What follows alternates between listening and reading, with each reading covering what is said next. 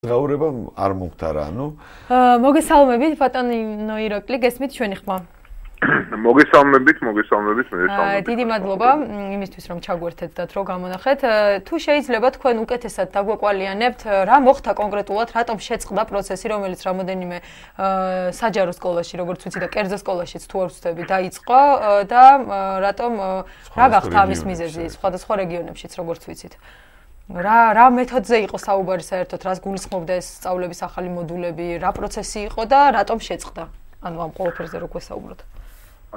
დიახ, დიდი მადლობა, რომ თქვენ შეერთებთ და დროს უთმობთ ესეთ მნიშვნელოვან თემას.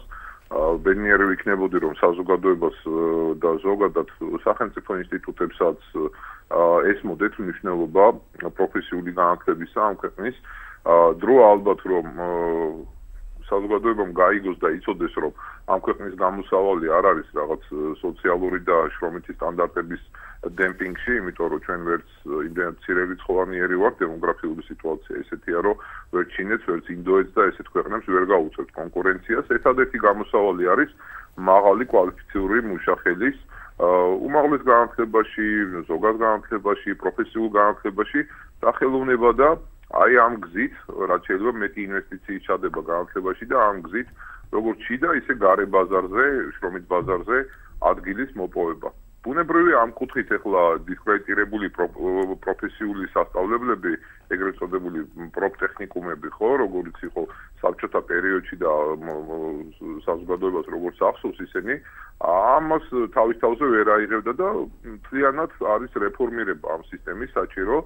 იცით თქვენ რომ უამრავი ახალგაზრდა ლეგალურად, არალეგალურად მიემართება უცხო ქვეყნებში და ჩადიან და ელემენტარული უნარჩვევები არა აქვს და რაღაც ესეთ ადვილ პროფესიასაც კი არ ფლობენ და ისინი ვერ იპოვებენ სამუშაო ადგილს. აქაც ქართულ შრომით ბაზარზეც უცხოური კომპანიები ხან კოლუმბიიდან, ხან ინდოეთიდან ელექტროშემდუღებლის ვაკანსიებზე ქართველები ვერ საკუთებიან, იმიტომ რომ შესაბამისი უნარჩვევები პროფესია არა აქვს შესწავლილი და ისედაც ამ მცირე სამუშაო ადგილებზე გვიხდება უცხო ქვეყნების მოქალაქეების ჩამოყვანა. არანაირი ფობიები არ მჭირს, კი ბატონო, ყველა დასაქმდეს, მაგრამ როცა ახლა ნახევარი ქვეყანა დაუსაქმებელია და რაღაც სამუშაო ადგილი შეიქმნება, მე მგონი მინიმუმ უხერხულია, რომ ქვეყანა ვერ აკმაყოფილებდეს ამ სტანდარტებს. ამ კუთხით ახლა განათლების სამინისტრო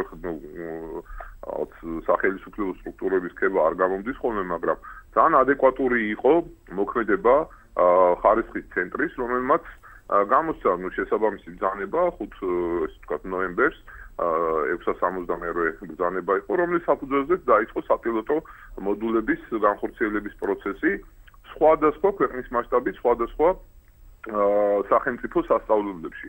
წარმოიდგინეთ, რომ იმდენად კარგი იყო ეს ყველაფერი, რომ კერძო სასწავლებლები, რომლებიც სახელმწიფოსგან ფულს შემოსავალს არ იღებენ არაფერს და ბიუჯეტიდან არ ფინანსდებიან, მათაც კი დაინტერესათ ეს ყველაფერი და კერძო კოლეჯებმაც იგივე გააკეთეს, ოღონდ ეს უკვე თავიანთი ხარჯით. და ჩართეს უამრავი სტუდენტი და საბოლოო ჯამში ძალიან ისეთი ეფექტური პროგრამა მიმდინარეობდა, სადაც 1500-ზე მეტი ახალგაზრდა ეუფლებოდა სხვადასხვა, ესე ვთქვათ, პროფესიას. ანუ რაღაც ის მოძველებული ყაიდა, რომ ბარმენმა მაინდა-მაინც ახლა 4 წელი უნდა ისწავლოს და ერთ წელიწადში ვისწავლე უმაღლესი გასაგებია, ეს იყო ინტეგრირებული.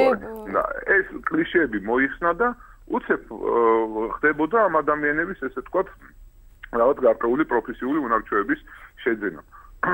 ერთ-ერთ სამწუხაროდ პროფკავშირები ქვია, პროფკავშირულმა ორგანიზაციამ, რომელიც ჩვენი წევრი ორგანიზაცია არ გახლავთ და რატომაც პედაგოგებს გუშინდან დღემდეც ეგონათ, რომ ახლა პროფკავშირებს ვინც ახსენებს ყველა, რატომ ჩვენთან ასოცირდება, არა და ჩამონათვალში საჯარო რეესში თუ შეგძამდებით 153 პროფკავშირული ორგანიზაცია არსებობს საქართველოში.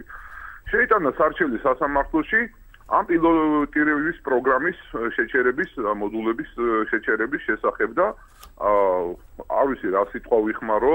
რატომ? რა გახდა თქვენი აზრით ამის მიზეზი? ჟღერდეთ ჩემი სიტყვები. მოსამართლე, რომელიც ოროსანმა მოსამართლე, მოდი ვთქვათ, გამოიტანა გადაწყვეტილება და შეაჩერა ეს პროცესი. პილოტირების პროცესი.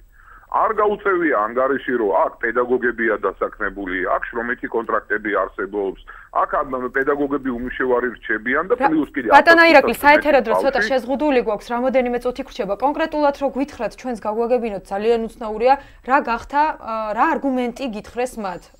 რა იყო მთავარი არგუმენტი რის გამოც? საქმის არსებითი განხილვა შეიძლება რაღაც პროცესთან დაკავშირებით მე მქონდეს რაღაც ნეგატიური შეხედულება, მაგრამ საქმის არსებითი განხილვა კი არ მოუხდენია მოსამართლეს. სარჩელის უზრუნველყოფის მიზნით, ანუ სანამ არსებითად განვიხილავთ სარჩელსო, იჩქარა, რა ქვია, ბატონმა და შეაჩერა ეს პროცესი. რა შედეგი მოხდა განათლების მინისტრის მოადგილესთან შეხვედრას, რომელიც გუშინ შედგა? და სტუდენტები დარჩენ განათლების გარეშე. ბატონო ირაკლი, რა შედეგი მოხდა შეხვედრას, როგორც ვიცით, განათლების მინისტრის მოადგილეს შეხვდით თქვენ გუშინ, თუ არ მეშლება, რა არის მომდევნო გეგმა, ვთქვათ, შემდეგი ნაბიჯი რა იქნება, ანუ წავა სასამართლო პროცესი თავიდან, თუ როგორ მოხდება? ეხლა როგორც გითხარით, ეს არის რაღაც საპილოტე პროგრამა, რომელიც დაუშვათ, რამდენიმე თვე უნდა გაგრძელებულიყო და ეს რამდენიმე თვე სასამართლოს მოლოდინში დაუშვათ, როდის მოუვა მოსამართლეს აზრად, რომ საქმის არსებითი განხილვა მოახდინოს და რაღაცა ბუნებრივია ეს პროექტი მთავრდება და ეს სტუდენტები უმედგაცრუებულები წავიდნენ სახლში და ეხლა არ ვიცი რას აკეთებენ, ბირჟაზე დგანან თუ სხვა სასწავლებელში დაიწყეს ესე ვთქვათ სწავლა. ფაქტია, რომ ნეგატიური პროცესი განვითარდა მოსამართლის გადაწყვეტილებამ ეს გამოიწვია. საბოლოო ჯამში გამოსავალი აქედან არის ის, რომ ჩვენ ვითხოვთ განათლების სამინისტროს, რომ ის უფრო მოქნილი, უფრო მობილური იყოს ესეთი გადაწყვეტილებების მიმართ, იმიტომ რომ არსებობს შრომითი კონტრაქტები, როგორც თქვენს ეთერშიც გაიჟღერა, რომ პედაგოგებმა უკვე ესე ვთქვათ, შრომა დახარჯეს, ენერგია დახარჯეს, სამუშაო დრო იქ იყვნენ და ამეცადინებდნენ ამას, რა ქვია, მოსწავლეებს და კი მიიღეს მათ ხელფასი, მაგრამ შრომითი კონტრაქტი აქვს და ბუნებრივია ამ შრომითი კონტრაქტის საფუძველზე ისინი კიდევ უნდა იღებდნენ ხელფასებს. ბუნებრივია წარიმართება ეხლა რაღაც სასამართლო პროცესები და ჩვენ ვართ ისეთ სიტუაციაში, მიუხედავად იმისა, რომ ძალიან კარგად გვესმის კოლეჯების და განათლების სამინისტროსიც, ამ პედაგოგებს ბუნებრივია დაუდგებით გვერდში და ისინი მოიგებენ ამ სასამართლო პროცესებს, რითიც, შესაბამის ანაზღაურებას მიიღებენ.